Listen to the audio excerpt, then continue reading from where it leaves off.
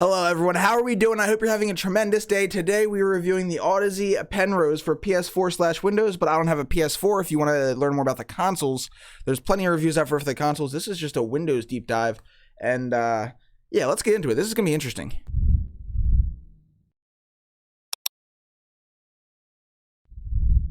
Okay, so a little bit about me first. I love audiophile equipment. I love headphones. I have a bunch of them, a ridiculous amount of them. I love gaming tech. I'm really into this stuff. So headsets that I have the Sennheiser HD800S. It's right here. This is the GOAT of gaming.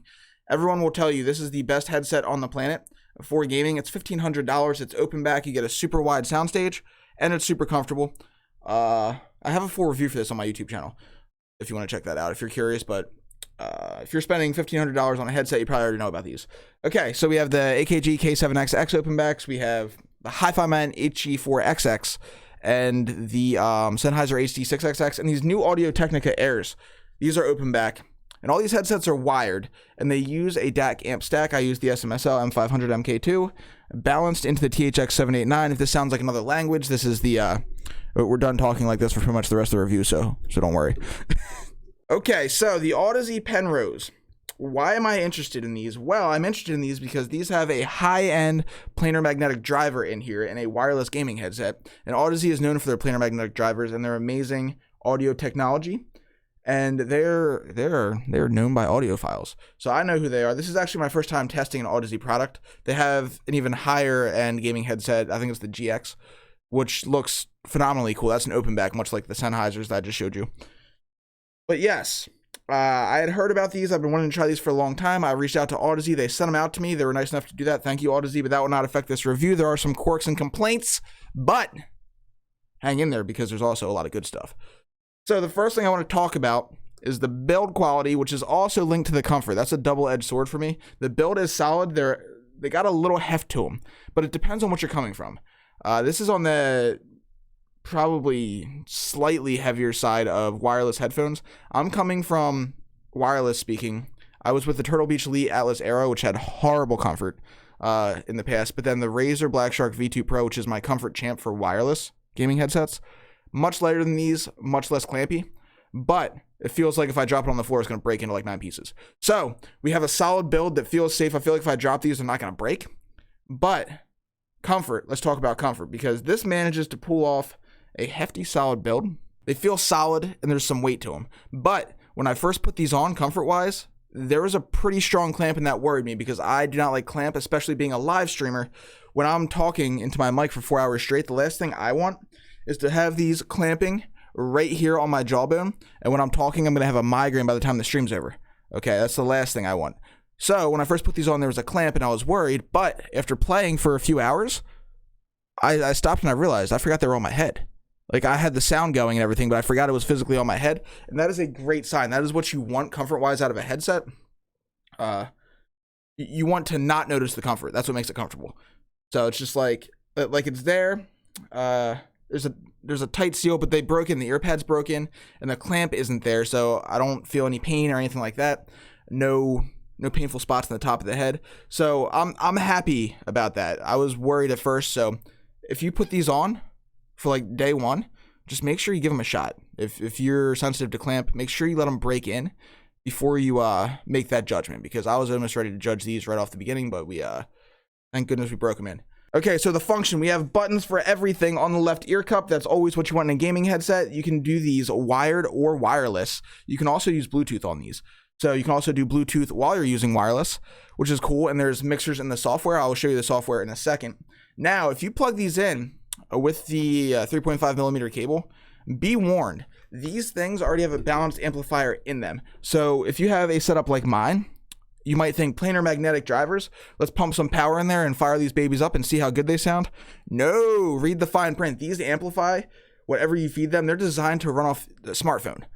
So if you pump a bunch of power into these, you could break them. So don't do that. You don't want to damage these or your ears or your life. Yeah, so take note of that. They sound great plugged in. They do. They sound great. They sound amazing.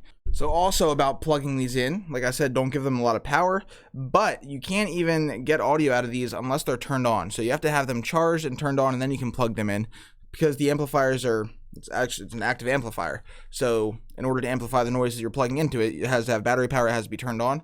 So don't expect to get any playtime in with these with just the 3.5 millimeter when you've run out of battery. So make sure you stay ahead of your charging game. But speaking of charging, it takes about 3 hours to charge this entire battery, and it lasts about 15 hours, they say. I got just about that. And obviously the louder you go, the less battery life you're going to get, but 3 hours, that's not bad. You can plug them in the morning, before you game, or plug them in overnight, whatever you want to do, and you're good to go. So now the microphone. I'm going to test this microphone for you right now. You can give it a listen and decide for yourself, and I'll give my thoughts after. Okay, now here is the microphone quality.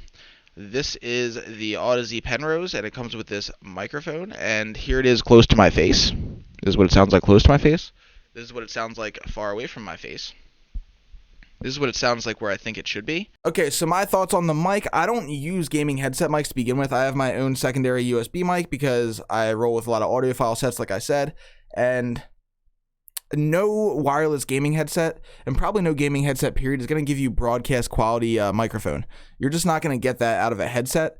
But what you are expecting out of a headset, what this provides, is perfectly good audio, just gaming with your friends or whatever. Whereas a secondary mic, if you have two PCs and you're streaming and you want the gameplay audio to come out of the mic on this headset, that works completely fine for that. Sounds good, nothing bad, but it's never going to replace a full-blown broadcast microphone.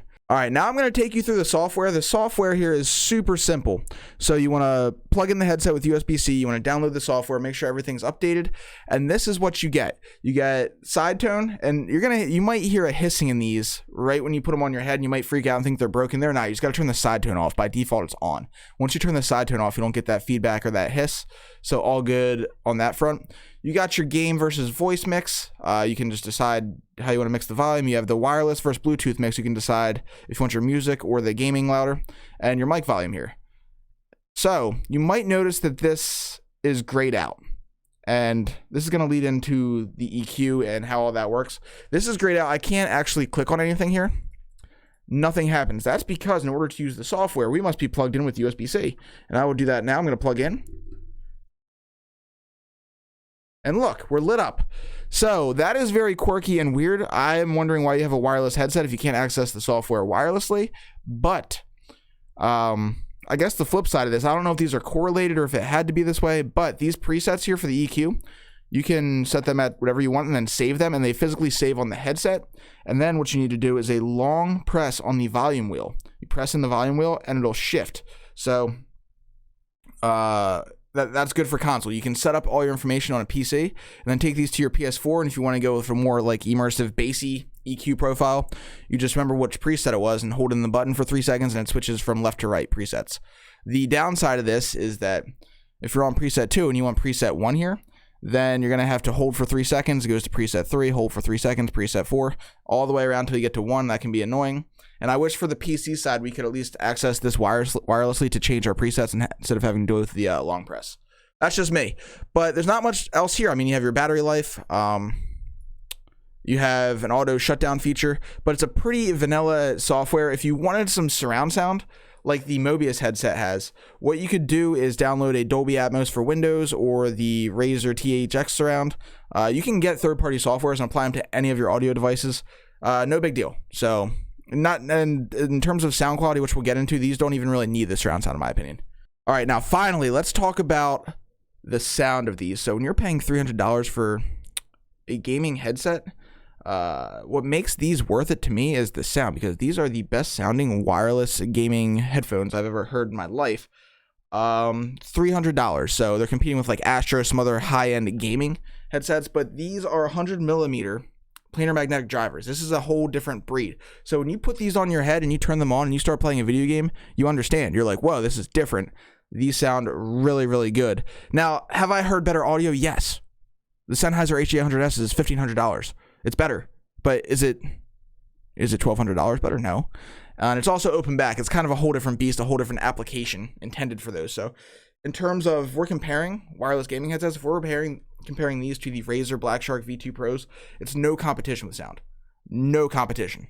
Okay, so what we want with a gaming headset is we want Soundstage. That's like the spatial awareness around you. You want a nice big soundstage, and you want specific imaging within that soundstage that's accurate. So the soundstage is like the 3D effect you kind of hear, where like you hear a gunshot out in the distance, you're like, oh, it's that way. Like right away, you know, there's no hesitation when you have a good soundstage.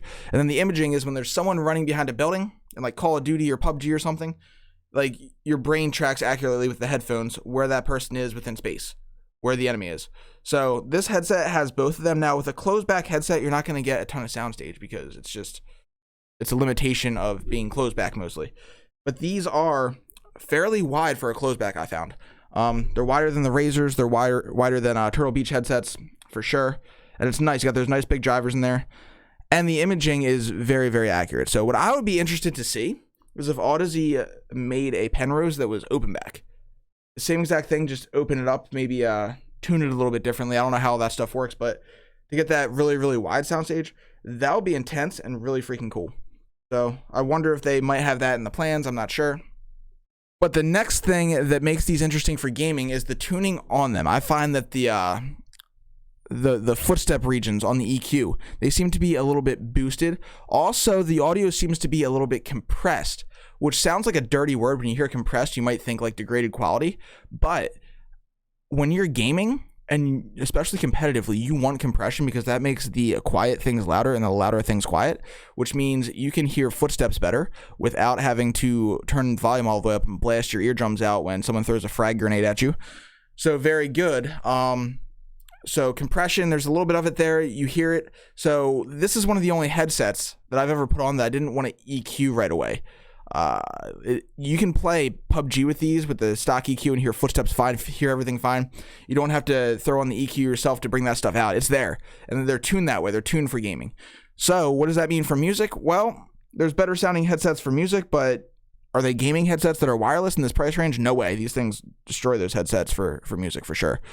Also, movies, you can get a little bit of, you can get more bass out of these. They're not very bass heavy with their stock sound signature, but you can EQ that 100% and it's saved to the headphone, as I was saying, and you can get that Rumble cinematic experience if you want. And yeah, great application for anything you want to use them for audio wise for sure. So are these worth it at $300? I believe so. Yes, because if you're paying $300 for a gaming headset, first, what do you want? Because if you want mic quality, you might as well just get a cheaper headset and a USB mic. Like that'd be probably the best option.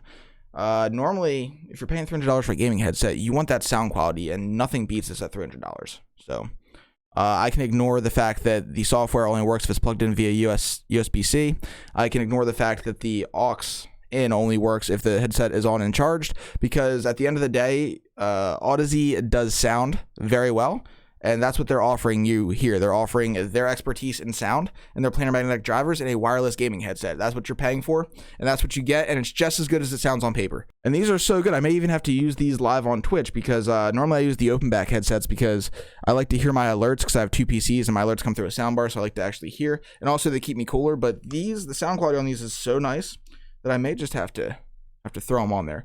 So I hope this review helped. If you have any questions, please leave them in the comments. I'm going to have more tech reviews. I know this is a little bit out of the norm of what I've been doing lately, but I want to do more tech reviews. I have a lot of things that I can review. So if you found this helpful to you, please like this video and let me know in the comments, or if you have any questions, I'll be happy to answer them. Also, follow us on Twitch. We're live every Monday, Wednesday, Saturday, Sunday. You can come on in there, ask us questions. And yeah, see you next time. Peace.